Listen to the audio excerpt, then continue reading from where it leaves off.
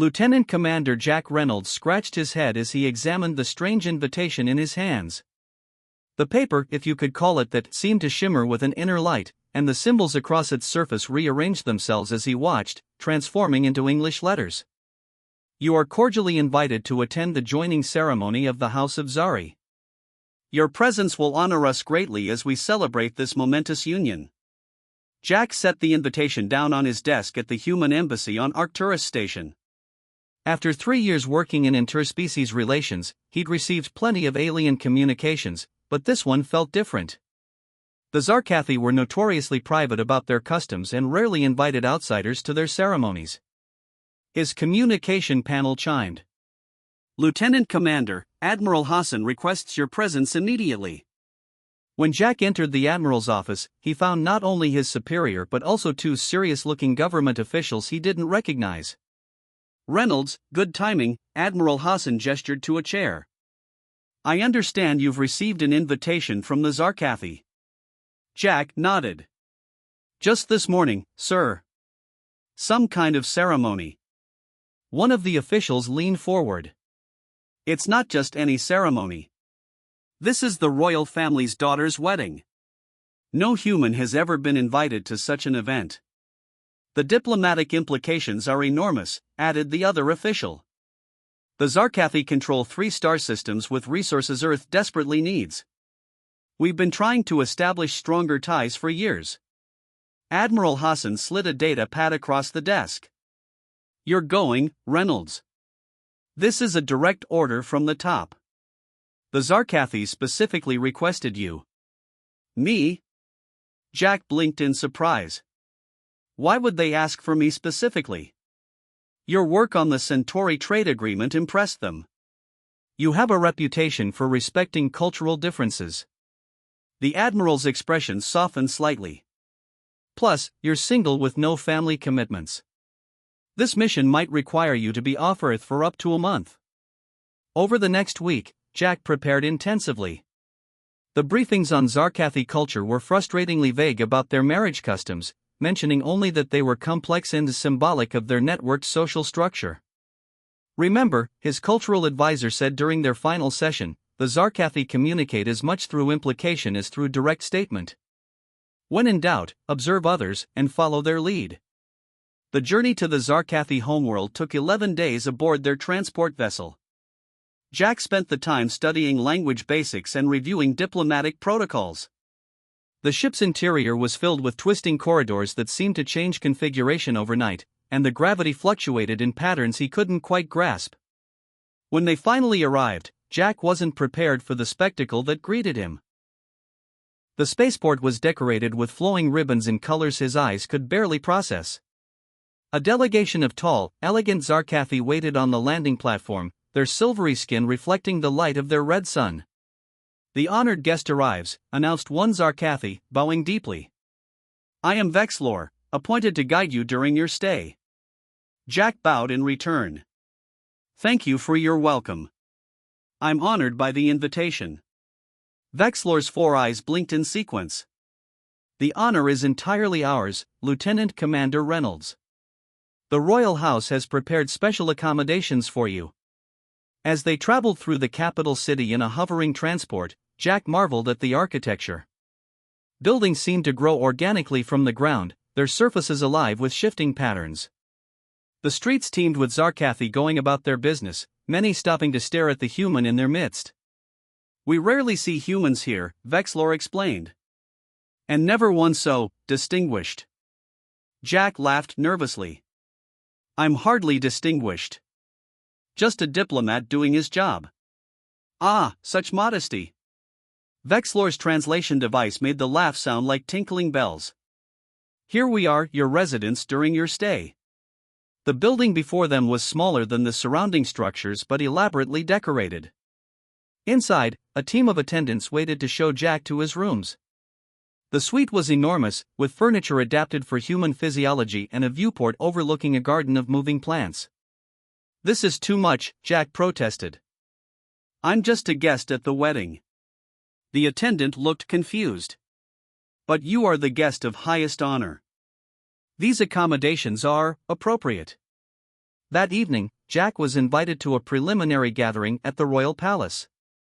He dressed in his formal diplomatic uniform, making sure the translator device was properly calibrated. When he arrived, the gathering was already underway, with hundreds of Zarkathi mingling in a vast hall with a ceiling that seemed to display the night sky.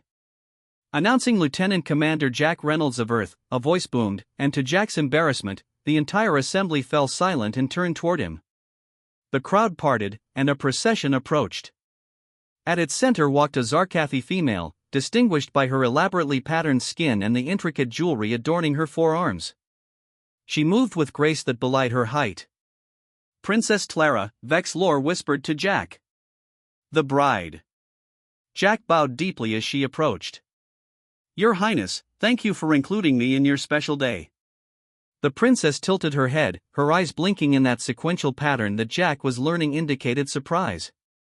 You speak as if you are merely observing, Lieutenant Commander. How charmingly modest. Before Jack could respond to this puzzling statement, 7 other female Zarkathi approached, forming a semicircle around him and the princess. Each was adorned differently but with similar elegance. These are the representatives of the 7 houses, Vexlor explained. Each will participate in the ceremony. The rest of the evening passed in a blur of introductions and rituals Jack didn't fully understand. He was given foods to taste, tokens to hold, and at one point, had his hands painted with intricate patterns using a warm, glowing substance. Throughout it all, the princess and the 7 houses' representatives remained close by, watching his reactions with obvious interest. As the gathering concluded, the eldest of the royal family approached Jack. Tomorrow begins the 3 days of preparation, he said solemnly. Your attendants will guide you through each ritual. Remember that each step builds upon the last, creating the bond that will unite our peoples. Jack nodded respectfully, assuming this was diplomatic language about strengthening Earth-Zarkathi relations. Back in his quarters, Jack recorded his daily report for Earth headquarters. Everyone is being incredibly welcoming, he concluded. I'm still not clear on why I specifically was invited, but the Zarkathi seem pleased with my presence. The princess herself made a point of welcoming me. The wedding ceremony itself begins in 3 days, after what they call preparation rituals. I'll continue to represent Earth to the best of my ability. As he prepared for sleep, an attendant arrived with a final gift, a small crystal that pulsed with gentle light. Place this beside you as you rest, the attendant instructed.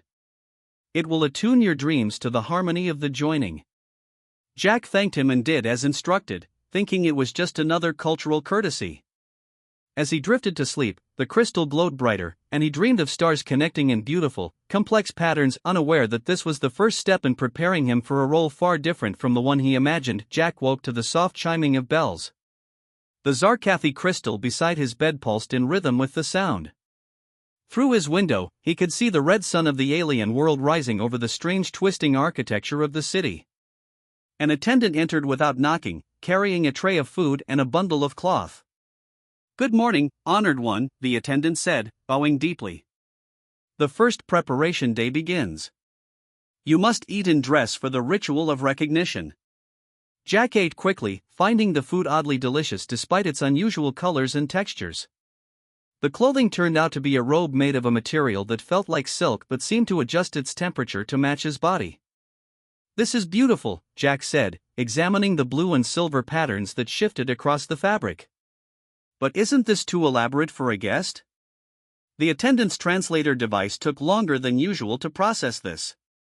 You are more than guest. The robes signify your status in the ceremony. Jack assumed this meant his status as a diplomatic representative. He followed the attendant through corridors that seemed to breathe and shift around them. They arrived at a circular chamber where Princess Clara and the 7 female representatives waited, each wearing robes similar to his but in different colors. The recognition ritual will connect your essence with ours, explained an elderly Zarkathi who appeared to be officiating. Please stand in the center. Jack did as instructed, feeling awkward as the 8 females formed a circle around him. Each held a small glowing orb. The princess spoke first, in a melodious voice that his translator rendered as, I recognize your strength and welcome it to complement my wisdom. She placed her orb in his hands. It felt warm and seemed to pulse in time with his heartbeat. One by one, each of the 7 representatives stepped forward, speaking similar phrases and placing their orbs in his hands. I recognize your courage and welcome it to complement my patience. I recognize your adaptability and welcome it to complement my steadfastness. Jack tried to remember his diplomatic training. He needed to respond appropriately, though no one had briefed him on this specific ritual. When all 8 orbs were pulsing in his hands, he improvised. I recognize your welcome and offer my respect in return. The orbs flashed brightly, then floated from his hands, circling above their heads before settling into niches in the walls. The Zarkathi seemed pleased. The recognition is complete, announced the elder. The bond has begun its formation. Later, as Vexlor guided him to lunch, Jack tried to clarify what had happened. That ceremony, was it a formal diplomatic acknowledgement? Vexlor's 4 eyes blinked in sequence. It is much more intimate than mere diplomacy. You have begun the soul weaving with your intended ones. Jack's translator device flickered at the phrase intended ones, rendering it as ceremonial counterparts before settling on associates. I see, Jack said, though he didn't. And how many more rituals are planned before the actual wedding? 2 more preparation days, then the final joining. Each ritual builds upon the last, strengthening the connection between you. The second ritual that day involved Jack receiving gifts from each of the 8 females. The gifts were strange but beautiful: a knife with a blade that changed color when he touched it, a map that showed not physical space but what appeared to be emotional connections, a small creature that nestled in his palm and hummed softly. These represent the qualities we will share in our future together, explained one of the 7 representatives, a statuesque Zarkathi named Zirel. My gift shows the paths between hearts, which you will now walk with us. Jack thanked her politely, still interpreting everything through a diplomatic lens. Clearly these were symbolic gifts representing their people's future cooperation. That evening, Jack attended a feast where he was seated at the head table between Princess Clara and her father, the imposing archsovereign of the Zarkathi dominion. Your presence honors our house, the archsovereign said, filling Jack's cup with a shimmering liquid. When Clara first suggested a human to complete the circle of 8, I had doubts. But you have proven yourself worthy. Jack sipped the drink, which tasted like cinnamon and starlight. I'm grateful for the opportunity to strengthen relations between our peoples. Indeed, the archsovereign nodded. The union will bring great benefits to both our species. The technology transfers alone will advance Earth's development by centuries. This caught Jack's attention. Technology transfers? Of course. It is customary for the joined houses to share their knowledge. As you will be joined with all 8 houses, the sharing will be extensive. Jack made a mental note to report this promising development to Earth headquarters. Throughout the meal, Jack noticed the 8 females watching him intently. When he caught Princess Clara's gaze, she quickly looked away, her skin flushing a deeper silver. The behavior reminded him oddly of shy human women, which seemed strange for an alien princess. On the second day of preparations, Jack was led to a bathing chamber where he was ceremonially cleansed with scented waters by attendants who chanted continuously. He was then dressed in an even more elaborate robe and led to a garden where the 8 females waited. Today we perform the binding of paths, explained the elder. Each of you will share your life's journey with the others. Jack watched as each female placed her hand on a central crystal, which projected images of her life into the air: childhood, achievements, moments of joy and sorrow. When it was his turn, Jack hesitantly touched the crystal. Immediately, images from his life floated around them: his graduation from the academy, his first diplomatic mission, even private moments with family and friends. Your life has prepared you for this moment, Princess Clara said softly. Though you traveled a different path, it has led you here, to us. That evening, as Jack prepared his report for Earth, he expressed some confusion. The rituals continue to be elaborate and highly symbolic.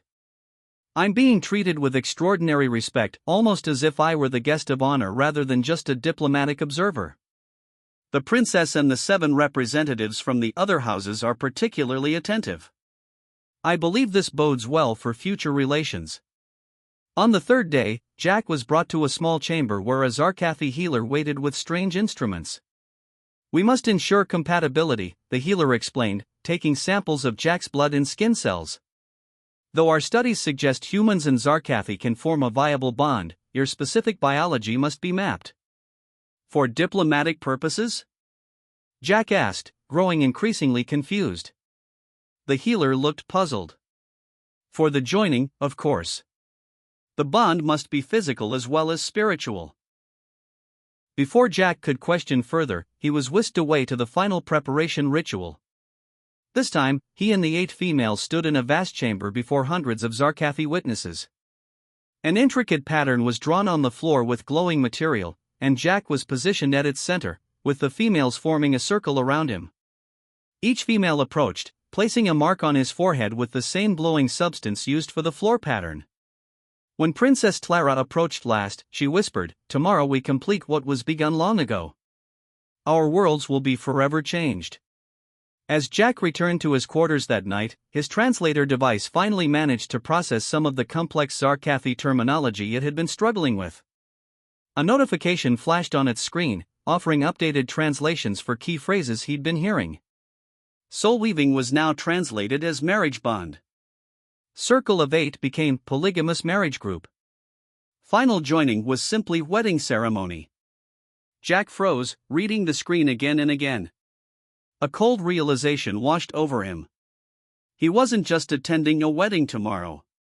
He was the groom. Jack stared at his translator device in disbelief. The updated translations couldn't be right. He wasn't getting married, especially not to 8 alien women simultaneously. There had to be a mistake. He paced his quarters, running his hands through his hair. "Think, Jack, think," he muttered to himself.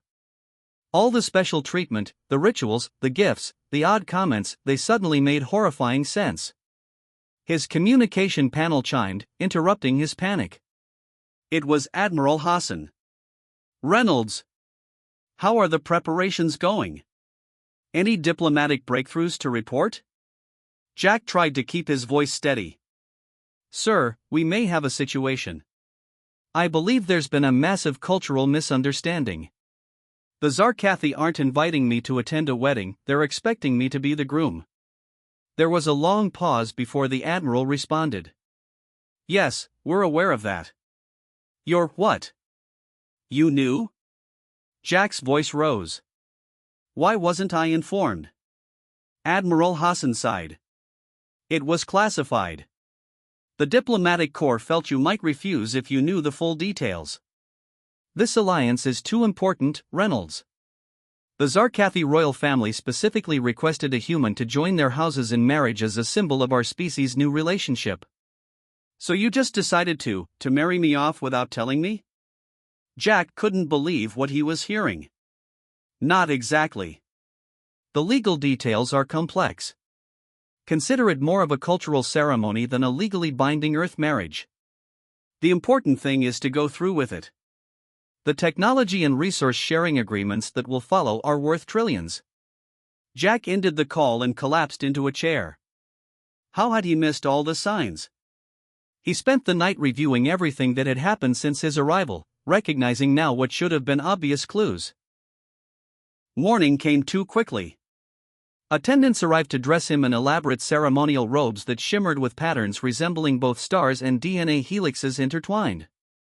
Jack felt like he was moving through a dream as they led him to the great ceremonial hall. The hall was enormous, with thousands of Zarkathi in attendance. The ceiling was open to the sky, where their red sun was joined by both moons in a rare alignment. A path of glowing material led to a raised platform where the 8 females waited, each resplendent in their house colors. As Jack walked slowly down the path, murmurs rippled through the crowd. He recognized diplomats from other alien species in attendance. This was clearly an event of galactic significance. The officiator, an ancient Zarkathi with elaborately patterned skin, greeted Jack on the platform. "Today we witnessed the historic joining of houses, the binding of species, the beginning of a new era." Princess Clara stepped forward first, her 4 eyes blinking in that sequential pattern that Jack now recognized as nervousness. "Will you join your path with mine?" she asked, her voice carrying through the hall. Jack hesitated, his diplomatic training warring with his personal autonomy. Before he could respond, his translator beeped with an urgent message from Admiral Hassan: "Say yes. Earth's future depends on it." I will, Jack said, the words feeling strange in his mouth. One by one, each of the 7 other females asked the same question, and one by one, feeling increasingly trapped, Jack gave the same answer. After the 8th acceptance, the officiator turned to Jack. "Now you must speak the words of binding, joining these 8 houses through you." Jack's translator provided the words, but he hesitated. This was madness. He wasn't ready to be married to anyone, let alone 8 alien women representing political dynasties. Yet beyond his personal feelings, the weight of interspecies relations pressed down on him. "Is there a problem?" the officiator asked, as the silence stretched uncomfortably. Jack began, then stopped. "May I speak freely?" The officiator blinked in surprise but nodded. Jack took a deep breath. "I believe there has been a misunderstanding. On Earth, marriage is a deeply personal choice, entered into with full knowledge and consent. I was not informed that I was to be married today." Gasps echoed through the hall. The princess's skin darkened with what Jack assumed was embarrassment or anger. "You did not know?" she asked, her voice small. "But you participated in the recognition, the binding of paths, the compatibility testing." "I thought they were diplomatic rituals," Jack explained. "My translator didn't correctly interpret the terminology until last night." The officiator turned to the Arch-Sovereign, who had risen from his throne. "Is this true? The human did not consent with understanding?" The Arch-Sovereign approached slowly. "We assumed Earth's diplomatic corps had fully informed their representative. This is unfortunate." Princess Clara stepped forward, her voice stronger now. "In our traditions, true joining cannot occur without informed choice. If Lieutenant Commander Reynolds did not understand, then no binding has yet occurred." The 7 other females nodded in agreement, though Jack thought he detected disappointment in their postures. "Then we must pause the ceremony," the officiator declared. "The human must be properly informed before any choice can be made." What followed was the strangest cross-cultural explanation Jack had ever experienced. Right there on the ceremonial platform, with thousands watching, the Zarkathi explained their marriage traditions. "Our society is built on networks of connection," Princess Clara explained. "The 8 houses represent major political, scientific, and cultural lineages.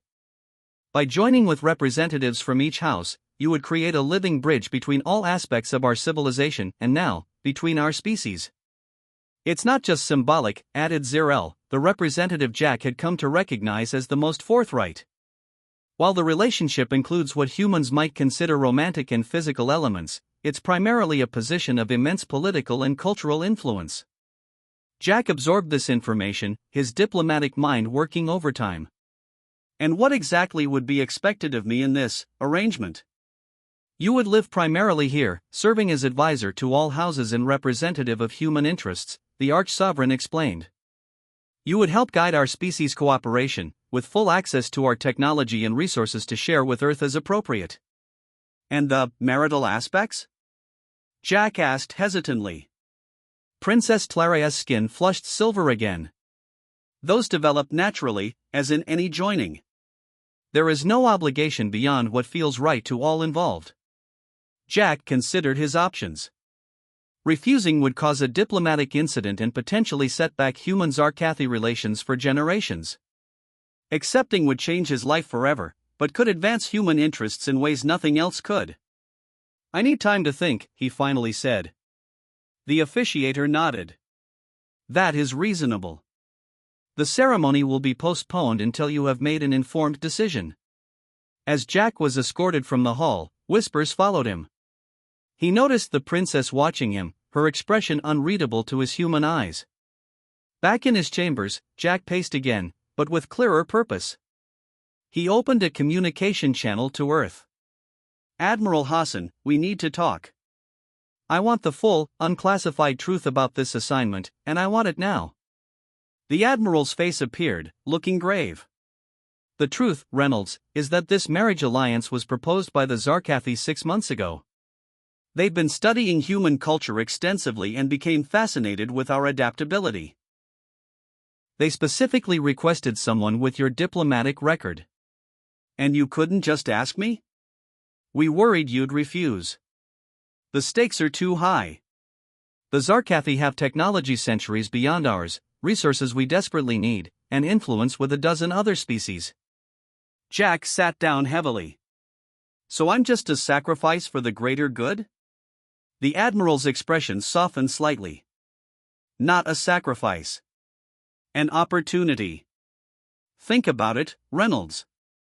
You'd be the most influential human in the galaxy, with the power to shape our species' future among the stars. As night fell, Jack stood at his window, watching the alien moons rise. Tomorrow he would have to give his answer, one that would change not just his life, but potentially the course of human history. Jack didn't sleep much that night. He kept thinking about Earth, about the Zarkathi, and about the 8 women he was supposedly going to marry. As the alien world's red sun began to rise, he finally had an idea. He requested an urgent meeting with the Archsovereign and Princess Clara before any further ceremonial activities. They met in a small chamber with walls that seemed to pulse gently with light. I appreciate you seeing me, Jack began, standing tall in his diplomatic uniform rather than the ceremonial robes. I've been considering your tradition and my position carefully. The Arch-Sovereign nodded gravely. We understand this is unexpected for you. We regret the misunderstanding. I have a proposal, Jack said. One that might preserve the spirit of your traditions while respecting mine. Princess Clara leaned forward, her 4 eyes blinking with interest. We are listening. On Earth, we have various forms of partnerships and alliances that aren't exactly marriage but carry significant weight, Jack explained. What if we created something new, a diplomatic bond that acknowledges the connection between our species without forcing me into a role I don't fully understand? The Arch-Sovereign's skin rippled with what Jack had come to recognize as thoughtfulness. What would this arrangement entail? I propose a provisional alliance bond, Jack said, the term coming to him as he spoke. I would serve as Earth's primary representative to all 8 houses, working closely with each of you. I would live here for extended periods but maintain my Earth citizenship and position. We would build trust and understanding gradually. And the joining aspects? Princess Clara asked softly. Jack chose his words carefully. Those would develop naturally, if at all, without predetermined expectations. In human culture, romantic and physical bonds follow emotional connection, they aren't established by ceremony alone. The Zarkathi exchanged looks, communicating in ways Jack couldn't interpret. Finally, the Arch-Sovereign spoke. This proposal has merit. However, our people expect a ceremony today. The political implications of cancellation would be difficult. Then let's modify the ceremony, Jack suggested. We announce the creation of this new type of bond, the first of its kind between our species. It honors your traditions while creating something new that both our peoples can embrace. The princess nodded slowly. A diplomatic innovation. It could work. While the Zarkathi leadership discussed Jack's proposal, he requested a private communication with Admiral Hassan. Sir, I've proposed an alternative to the marriage, Jack explained. A formal diplomatic bond that gives us most of the benefits without the personal complications. The Admiral looked skeptical. Will they accept it? I think so. But I need to know, what else haven't you told me? Are there other classified aspects to this assignment I should know about? Hassan hesitated, then sighed. The Zarkathi were specifically interested in human genetic diversity. Part of their marriage tradition includes offspring. Jack nearly choked. Children? You were going to let me walk into that without warning me? The details were still being negotiated, Hassan said defensively. Their reproductive technology is vastly different from ours. Jack ended the call, his mind racing with this new information. When the Zarkathi returned, he added this concern to his proposal. Any future discussion of offspring would require separate negotiations and explicit consent, he insisted. The Arch-Sovereign agreed. That is reasonable. We have prepared a modified ceremony based on your suggestion. The 8 houses have accepted the concept of a provisional alliance bond. 3 hours later, Jack stood once again on the ceremonial platform. The crowd was even larger now, as news of the unusual situation had spread throughout the capital. The officiator addressed the gathering. Today we witness not a traditional joining, but the creation of a new bond between species. The human, Lieutenant Commander Jack Reynolds, will form a provisional alliance bond with the 8 houses, marking a new chapter in galactic relations. The ceremony proceeded with modified rituals. Instead of marriage vows, Jack and each representative spoke words of diplomatic commitment. Instead of the binding symbols being placed on his skin, they were embedded in a special uniform he would wear as Earth's representative. When it came time for Princess Clara's part in the ceremony, she approached Jack with unexpected warmth in her eyes. Though this is not the joining we anticipated, she said, her voice carrying through the hall, I believe it may lead to something even more meaningful, a true understanding between our people, built on honesty and mutual respect. Jack found himself smiling genuinely for the first time in days. I share that belief and commit myself to building that understanding. The ceremony concluded with thunderous approval from the assembled Zarkathi. As Jack was introduced to various dignitaries afterward, he was surprised to discover how positively his diplomatic innovation was being received. Quite clever, said an ambassador from a species Jack didn't recognize. The Zarkathi respect creative solutions to complex problems. You've impressed many today. Later, during the celebration feast, Jack found himself seated with the 8 female representatives who were now his provisional allies rather than wives. Without the pressure of impending marriage, the conversation flowed more naturally. I must admit, said Zirel, the forthright representative of the scientific house, I was disappointed at first. But I see now that your solution preserves dignity for all involved. I'm curious, Jack said, looking around at the 8 females. Were any of you informed that I didn't understand what was happening? They exchanged glances before Emivina, the youngest representative, spoke. We were told humans had different customs but that you had been prepared. When you appeared to participate willingly in the preparation rituals, we assumed you understood. Princess Clara added, in our culture, agreement must be explicit at each stage. We thought your participation was your consent. Jack nodded, understanding better now. Cultural misunderstandings can happen even with the best intentions. Perhaps that is why this new bond is appropriate, said Kirva, the representative of the Cultural Exchange House. It gives us time to truly learn each other's ways. As the evening progressed, Jack discovered that his allies were far more than political figures. Zirel was a renowned physicist whose work on dimensional folding had revolutionized space travel. Kirva was a master of 15 languages and an accomplished musician.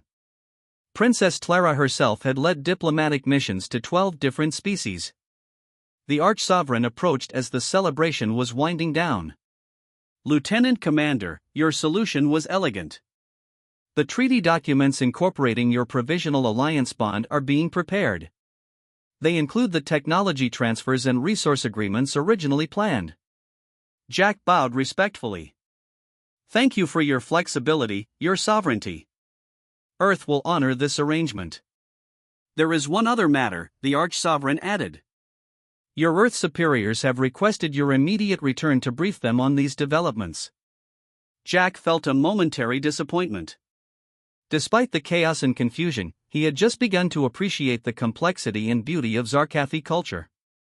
When will I return? He asked. The documents specify you will divide your time between our worlds, with your primary residence here, the Arch-Sovereign replied. You are now bound to the 8 houses, even if not in the traditional way. 2 days later, as Jack prepared to board the ship back to Earth, Princess Clara came to say goodbye. Your creative solution has been much discussed, she said. Some traditionalists are unhappy, but most see it as a sign of wisdom. A good marriage or alliance must be built on understanding, not just ceremony. Jack smiled. I look forward to building that understanding when I return. As the ship lifted off, Jack watched the Zarkathi capital recede below him. What had begun as a diplomatic disaster had transformed into something new and promising. He wasn't married to 8 alien women, but he was bound to them and their culture in a way no human had been before. And somehow, that felt right. 6 months had passed since the ceremony on the Zarkathi homeworld. Jack stood on the observation deck of the newly constructed human embassy, watching the strange swirling patterns of traffic in the alien capital city. The red sun was setting, casting long shadows across the landscape of twisted towers and living architecture. Admiring the view again, came a familiar voice behind him. Jack turned to see Princess Clara approaching, her silvery skin catching the last rays of sunlight. He smiled. It still takes my breath away sometimes. After 6 months? Humans adapt quickly, but apparently not that quickly, she said, joining him at the window. Their relationship had evolved in ways Jack never expected. What began as an awkward diplomatic arrangement had grown into genuine friendship. Clara was intelligent, curious about human culture, and possessed a subtle sense of humor that had taken Jack weeks to recognize. The trade delegation from Earth arrives tomorrow, Jack said. First major technology exchange under our new agreement. Clara's 4 eyes blinked in sequence. The quantum computation systems they're receiving will advance Earth's technology by at least 50 years. Your people should be pleased. They are. Though not as pleased as when we sent the medical regeneration technology last month. Jack turned to face her. Earth's diplomats are calling me a miracle worker. If they only knew I almost became an alien's husband by accident. Clara made the chirping sound that Jack had learned was Zarkathi laughter. The story has become quite popular here. Children play games called The Confused Human in schoolyards now. Jack groaned. Wonderful. I'm a cultural icon for all the wrong reasons. His communication device chimed. It was Zirel, the scientific representative who had become his closest ally among the 8 houses. Jack, you're needed in the laboratory. The dimensional fold experiment is ready for observation. Thanks to the Provisional Alliance Bond, Jack had been granted unprecedented access to Zarkathi's scientific facilities. He'd spent countless hours with Zirel, learning about technologies Earth scientists hadn't even theorized yet. I'll be right there, he replied, then turned to Clara. Duty calls. She touched his arm lightly. The Arch-Sovereign requests your presence at dinner tonight. The Vexlorian ambassador has arrived and is quite eager to meet the famous human who created a new form of interspecies bond. Jack raised an eyebrow. Famous, am I? More than you realize, Clara said with a mysterious expression before gliding away. In the laboratory, Zirel was bent over a device that seemed to bend light around itself. Her assistant, a younger Zarkathi named Nivitar, was taking measurements. Ah, Jack. Perfect timing, Zirel said. We're about to attempt the first stable microfolding of space within a controlled environment. Jack watched in amazement as the device activated, creating a tiny pocket where space itself seemed to curl inward.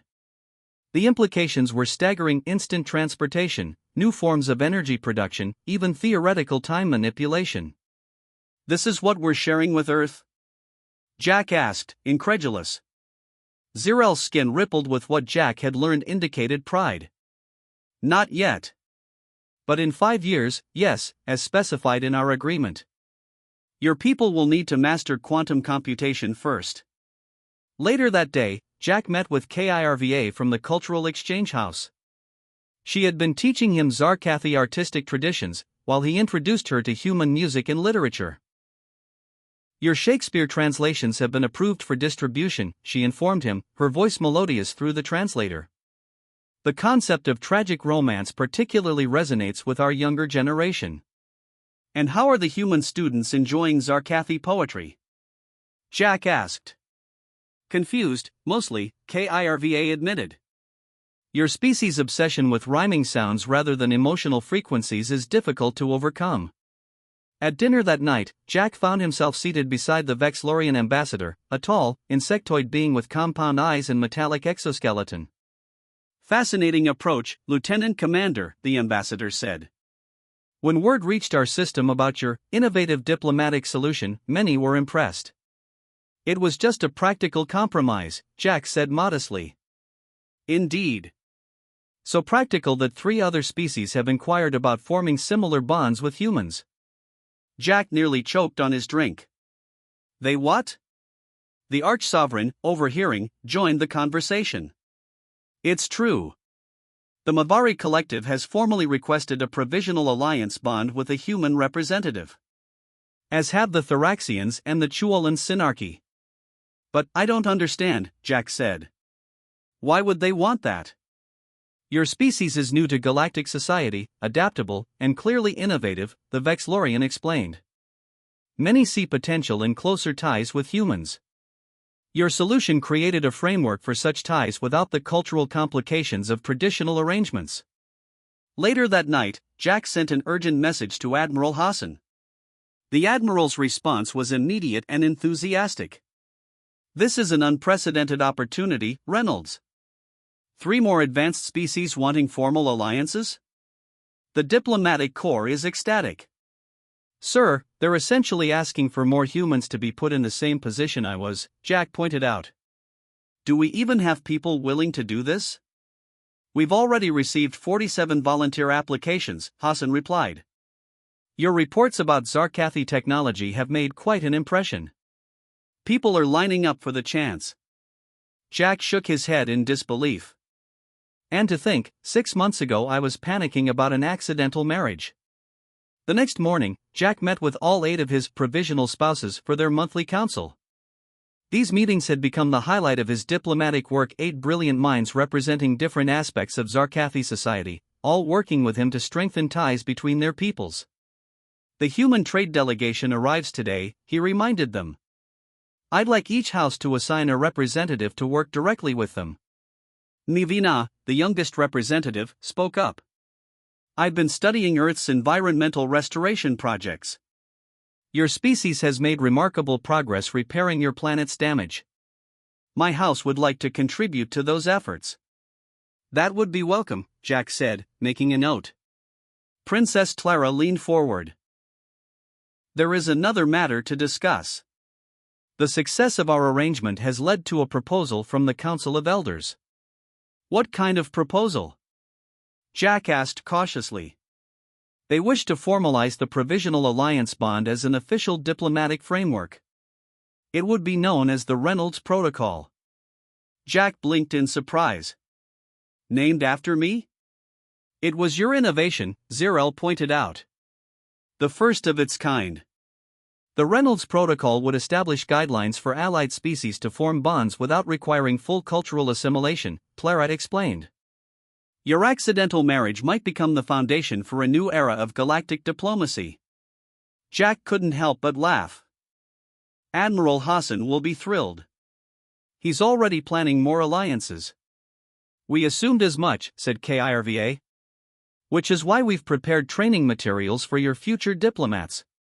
They should understand what they're agreeing to, unlike some humans we know. Jack accepted the gentle teasing with good grace. His life had transformed in ways he never could have imagined.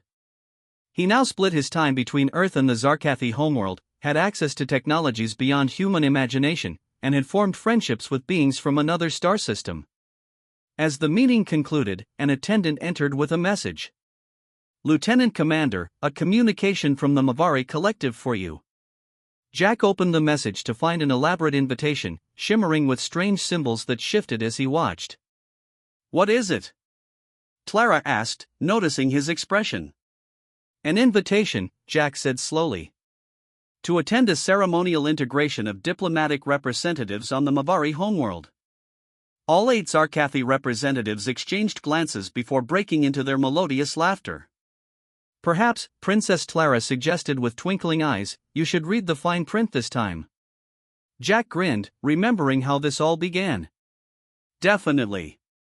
And I'll be bringing all 8 of my diplomatic advisors along, just to be safe. As they laughed together, Jack realized that what had begun as the most embarrassing diplomatic blunder in human history had become something wonderful. He wasn't married to 8 alien women, but he had found a family among the stars.